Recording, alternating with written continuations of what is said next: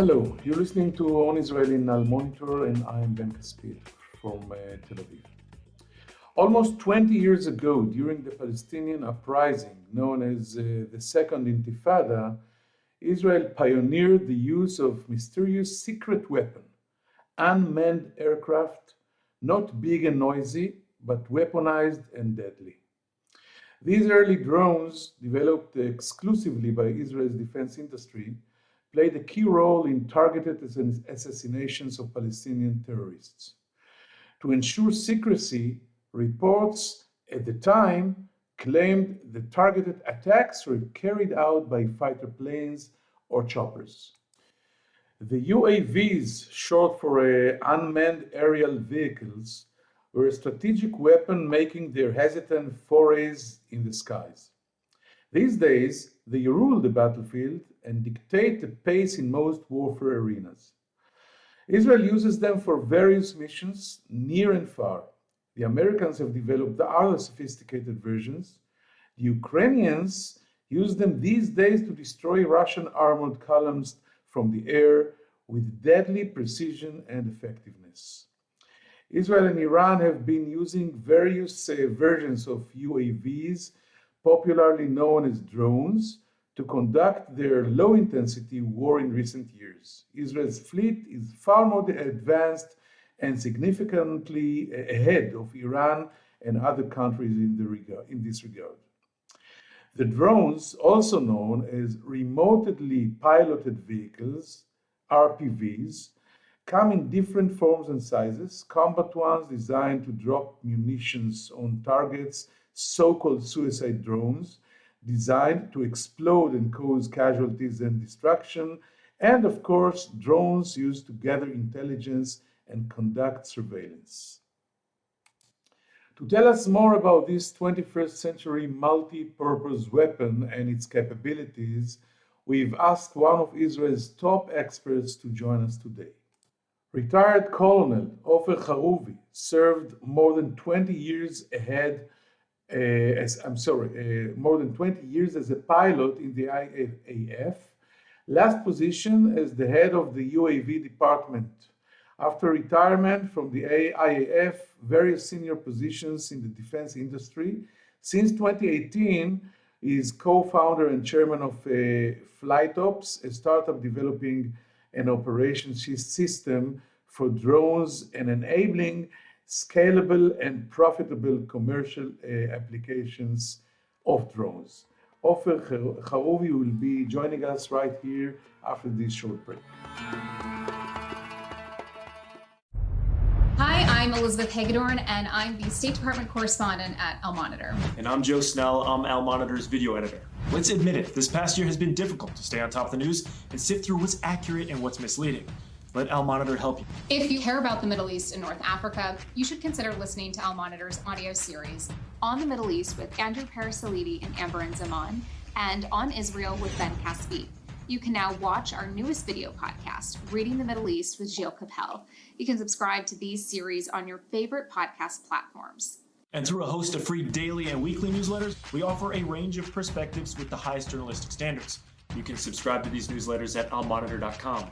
As an award-winning media service headquartered in Washington, D.C., Al Monitor has a network of over 160 contributors around the world.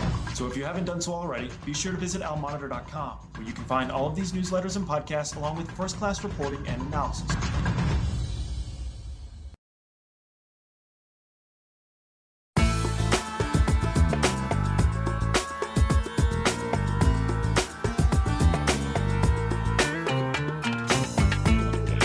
Now I'm happy to welcome here to our podcast on Israel in Al Monitor, Colonel Reserved Ofer Haruvi. How are you doing, Ofer? And thank you very much for joining us here. Shalom. I'm doing great, and I'm happy to be here with you. Okay, let's start talking about this pretty complicated issue that we picked, and you're an expert in it. Let's start with an overview question. We have absolutely been witnessing a revolution in terms of military air power. The numbers and types of unmanned vehicles are growing, and their use is becoming more varied and versatile. Do you see this revolution as being on the scale of historic revolutions that changed the face of the battlefield, such as, for example, the invention of the dynamite or the tank or the fighter jets, or is this simply a tactical development of an existing field of aerial warfare? I really believe UAVs the potential to create a real revolution, but not only in the battlefield. The revolution will be in all areas of our life. I spent most of my career actually promoting that idea. The revolution, in my mind, has just started. The operation of UAVs in the battlefield started more than 40 years ago. In each conflict, we can see more and more UAVs. Their performance is getting better. They are more integrated in the operation, and therefore the impact on the battlefield is recognizable and visible. I can't imagine any operation of a modern army today without operation of UAVs. What we are witnessing lately is that UAVs are being used by less sophisticated armies and even by irregular organizations and paramilitary. In addition, UAVs are involved in more and more missions. From platforms that were used mainly for support missions, like intelligence, they are becoming main weapon systems, destroying tanks, for example. But as I said, this is just the beginning of the revolution. Most of these vehicles are not really unmanned. There is a man in the loop. We say that they are remotely piloted.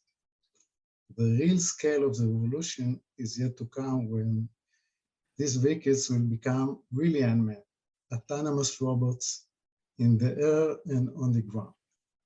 And this will change the battlefield in ways we can't imagine. No, I don't. I'm starting now to fear. Are you saying that that we are going to have the drone or the UAV, as you call it, will not be operated from far away or remotely operated? It will be autonomic as a robot doing whatever we typed in his I don't know, computer to do. I think in the future we'll see autonomous robots performing real missions in the battlefield. Yes. With intelligence, with artificial intelligence? With artificial intelligence, with holistic capabilities, yes. Listen, Ofer, you know, now I'm going back. You took me back to the movies of Arnold Schwarzenegger. I guess you know what I mean. When the machines, the war against the machines. But you know what? Let's stick with not with the future, but with the present. And listen, that's what happens. Someone put a goal, and technology gets them. That's the way it happens. But can't we lose control on it in one way or the other? You know, you don't think so? Okay. So before going to the battlefield, I want to, as a follow-up question, to ask you: will these vehicles revolutionize civilian fields as well? You mentioned it, but do you think in the future that the taxi will be a drone, the deliveries, the transportation, things will go from the packed or the jammed streets to the sky in this technique? Certainly, yes. And the impact will be much more noticeable on our daily life. You mentioned that, look at the roads around us. They are hopelessly jammed. It is clear that adding more and more infrastructure cannot be the solution for that. On the other hand, the airspace above us is not used by anybody. So I personally don't see any alternative but to use the sky above us to deliver goods and people. But you may ask, okay, why don't we use manned aircraft to do that? The answer is that using manned aircraft is not scalable. Not everybody can become a pilot. So the development of autonomous systems is necessary in order for this to be the solution. And technology to develop autonomous vehicles is there, and the need is there. So I anticipate that pretty soon we'll see autonomous vehicles delivering goods and even people. It will take a little bit more time to deliver people, but I think this is. It will happen in our lifetime. I think in at least 5 yours, years. because you're younger. I don't think so, by the way, but I think in 5 years we'll start. Oh, because actually the logic says that if we see we're very close to autonomous vehicles on the ground, we're not there yet, by the way. We were sure it will be faster, but it will happen. So there is no reason it will not happen on the air, in the air, because it's less crowded, more simple. You don't need all the regulations you need when you're in a traffic jam. But I want to go back to the warfare issue, and I want to ask you a complicated question. Where would you place Israel in world rankings in terms of its attack and intelligence drone capabilities? As of 2020, 17 countries have armed UAVs, and more than 100 countries see UAVs in a military capacity. Do you see an immediate threat to Israel's edge over its neighbors and organizations like Hezbollah, for example, once these vehicles are mass-produced and become wholly affordable and available? In other words, I ask you about the best-known brand of Israel, that it is the Israeli Air Force. Could this trend of increasingly sophisticated and effective attack drones with their high precision and low cost make the Air Force as we know it irrelevant? And we see the Houthis from Yemen using these weapons very successfully, operated maybe by Iranians, but it's a fact. So what will be the end with our military or the edge of the Israeli Air Force that you've been part of? Okay, look, I think the Israeli Air Force, and I think the whole Israeli Defense Forces, not only the Air Force, were leaders in integrating UAVs in the battlefield. And as we used to say, being leader is committing. So in order to maintain leadership, we need to continue and invest in doing what we are doing best.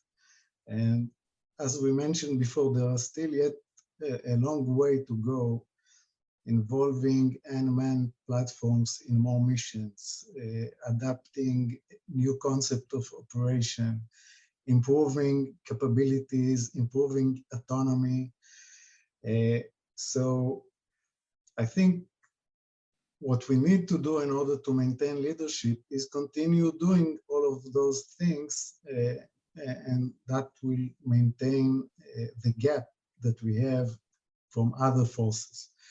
Of course, at the same time, and this is very important, we need to think of ways to protect our forces from other forces operating UAVs. So I don't see a threat on the position of the Israeli Defense Forces in that matter. And by the way, I think we did not talk about it, but I think that even in the interception field, what you just said, the protection against cruise missiles, rockets, and drones and UAVs, Israel is also the leader, even the world leader. We just heard, and I had some very interesting conversations lately, that the laser system that we are inventing right now will also be the first one that will be operational. And as you probably know better than I do, laser is a lot more sophisticated, cheap, and lethal than Iron Dome and everything. But I want to go on and let's talk about interceptions. As I said, from what we know so far, drones enjoy an advantage stemming from their weak points. They are small and slow, making them less vulnerable to interception systems such as Iron Dome, the Arrow missile, or even jet fighters. Do you think an effective response will soon be found to meet these threats, which provides even small terrorist organizations with potentially lethal power? I just said what I think about it, but it's more important to hear what you think, because the expert is you, no doubt. You started mentioning the answer even in your question. Yes. Drones and UAVs, especially the cheaper ones and the simple ones, are very vulnerable. It's not just that they are slow, they are not sophisticated machines. So using Iron Drone and the other systems that you mentioned, those systems were developed to intercept very high, fast-moving targets. This is much more challenging and needs much more sophisticated technology. We can't use those systems to intercept drones because they are slow and they are small, but since they are very vulnerable, I believe that once drones are recognized as a threat and the industry is challenged to find a solution, it won't take long until we will see solutions and not only one. So I mentioned the laser. It was published. Even Prime Minister of Israel, Naftali Bennett, said, I think he was too optimistic. It will not happen within 1 year. But I think within 2 or 3 years, we'll be able to see the first laser systems, and then maybe we'll talk again. Do you see somewhere down the line manned aircraft disappearing from modern arsenals? And I know it's delicate because you're a pilot. So let's imagine your friends are not listening now. Okay. First of all, I'd like to ask all pilots to relax. There's no threat on our profession. Look, the fifth, what we call the fifth generation fighter is the F-35. It is just making its first steps as an operational platform. F-35, learning from past experience, any generation lasts at least 40 to 50 years. So F-35 will be with us at least for the next 40 years. I don't know about the next generation of fighters. Maybe it will be unmanned, I'm not sure. But even if it will be unmanned, it will start its first operational steps in more than 20 or 30 years from now. So pilots, there's nothing to worry about. They will be with us at least for the next 50 years. I do think that the number of fighters will reduce significantly, and we'll see a lot of unmanned vehicles taking missions that historically were performed by manned aircrafts. So the number will decrease, but there will still be fighters and manned aircrafts. And we're talking about not only fighter pilots. Even do you imagine an Airbus or a Boeing 777 taking off without pilots one day? In the future, yes. I don't think it will happen in the next 10 years, but maybe in 20 years, we'll see autonomous flights of commercial aircrafts. Okay. Actually, most of the technology to enable autonomous flight is there on those aircrafts.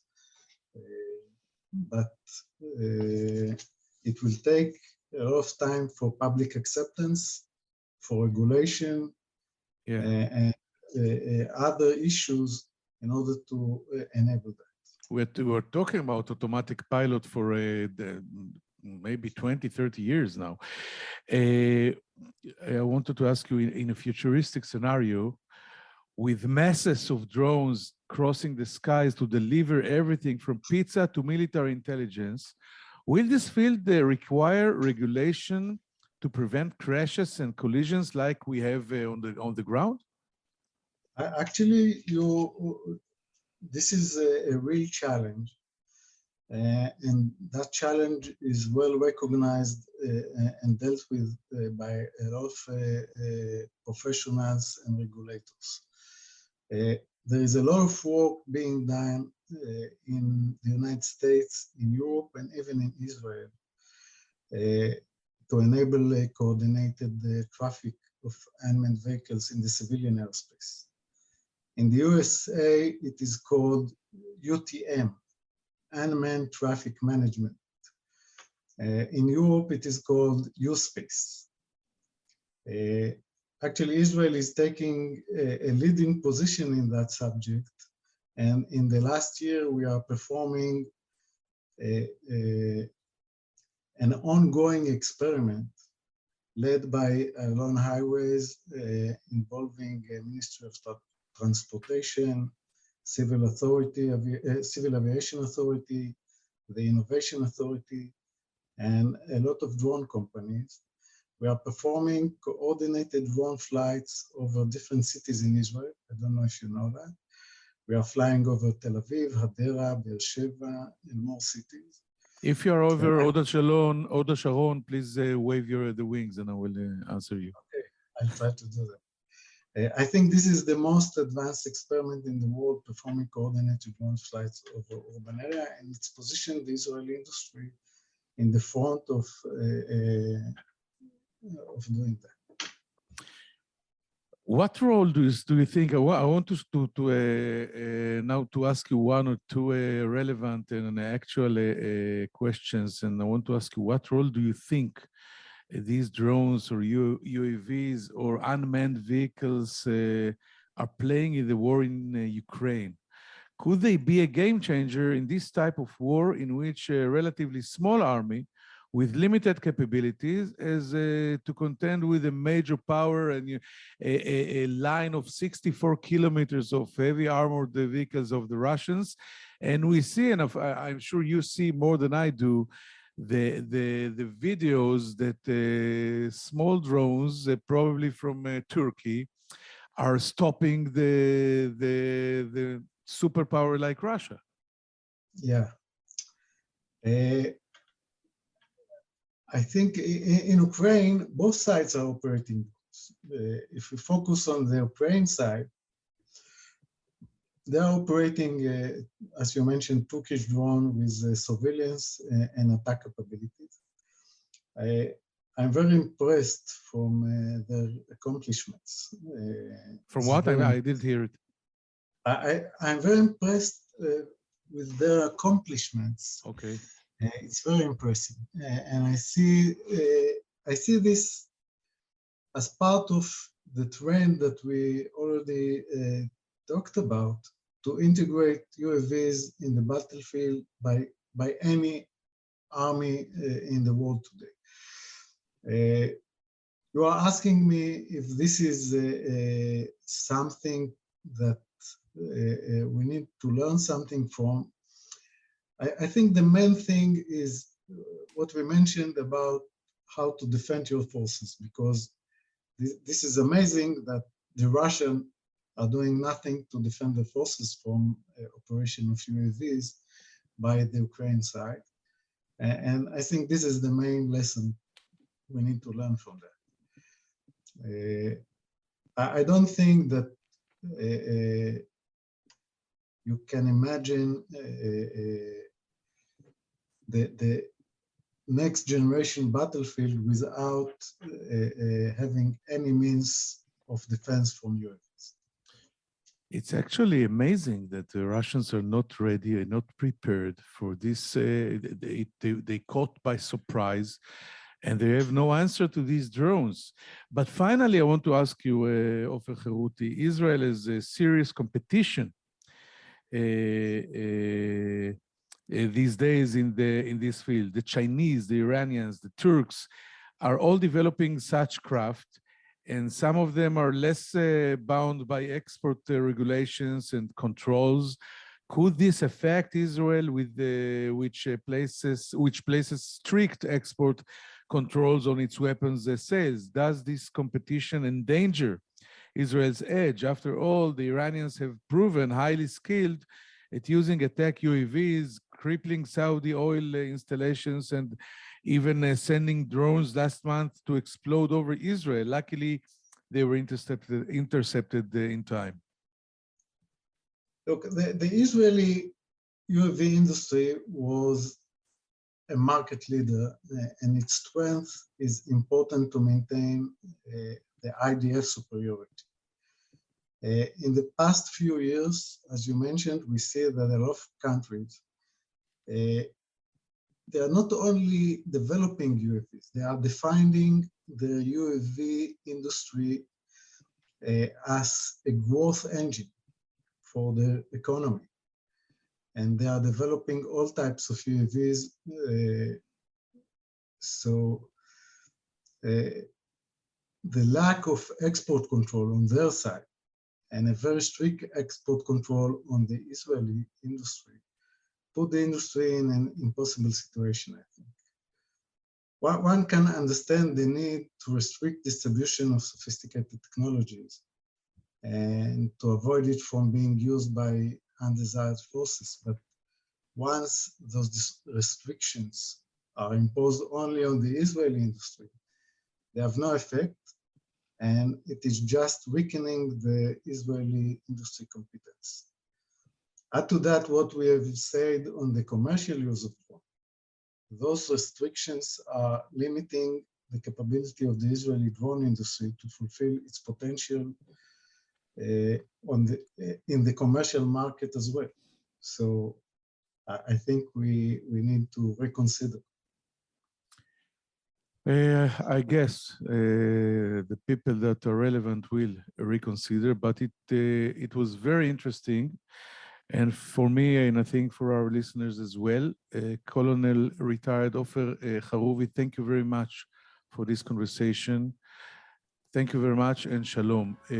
We'll come back after this short break with some final thoughts. Toda, Ofer.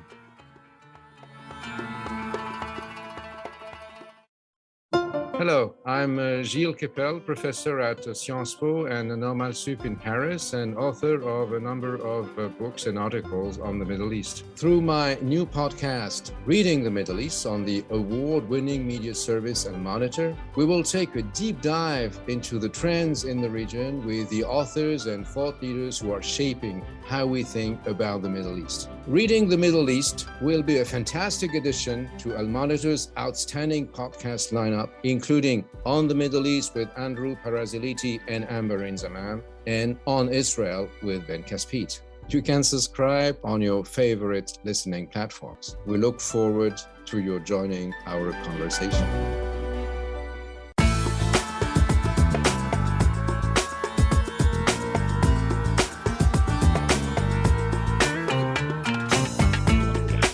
Thank you for staying with us. Retired or reserved Colonel Ofer Haruvi spoke about the war in Europe, especially about the use of drones and UAVs by both sides. He said that the Russians and the Ukrainians are using these tools, but he is especially impressed from the accomplishments of the Ukrainians that are using drones that were manufactured in Turkey and are able to hurt the armored columns of the Russian army. And the skills of the Ukrainians are very, very high, and he was very impressed and surprised by it. Speaking about drones, he said that unlike my question, the drones and UAVs are very vulnerable for all kinds of interceptions, unlike rockets and missiles. The drones are very slow, so it's a lot easier to hit them. And he assumes that in the very near future, many countries, including Israel, will have a vast arsenal of answers to this threat. And we also spoke about the laser system that Israel is working on right now, etc. I asked him an intriguing question about if he sees a future where we will not need any more pilots, not in commercial areas or in fighter planes. And he said something like, all pilots relax, no threat on our profession right now. The F-35, for example, is the fifth generation of fighter planes. And it only began, and it will take between 40 to 50 years for this fifth generation to be over. So in the next generation or two, we will still have many pilots, although the number of pilots will be reduced within the years. We can maybe worry for 50 years from now. But he also said that very soon, aerial transportation will be vastly changed, and more UAVs or drones will be used. By the way, in the future, it will not be remotely piloted drones, but AI, artificial intelligence drones that will not need a guy to operate them from far away, and we will find most of the commerce and the packages and pizzas will be delivered in this way. He is not worried of the qualitative edge of Israel and Israeli Air Force in this field. Ofer Haruvi said that Israel is a leading force, and it will have to go on, invest and lead in this area, and Israel is capable of doing it. And it should also worry about all the time about ways to protect the Israeli ground forces from the same threat. And it's all possible, and he is confident that the Israeli Air Force qualitative edge is not in danger. One thing that makes him worry is the export control rules in Israel that are very strict, while in other states like Iran, China, and Turkey, there are no export controls. So the Israeli industry that we have to say Ofer Haruvi is a part of can be in danger in this area. And he also said, and then I forgot to mention it, that he's amazed from the fact that the Russians are not capable to protect their forces from the Ukrainian drones. This is a huge strategic mistake by the Russians, and actually they are paying for it. Hope you found it interesting, and as usual, we hope to see you here next week, next time, next place on Israel in Al Monitor. I'm Ben Caspit from Tel Aviv. Take care. Bye-bye.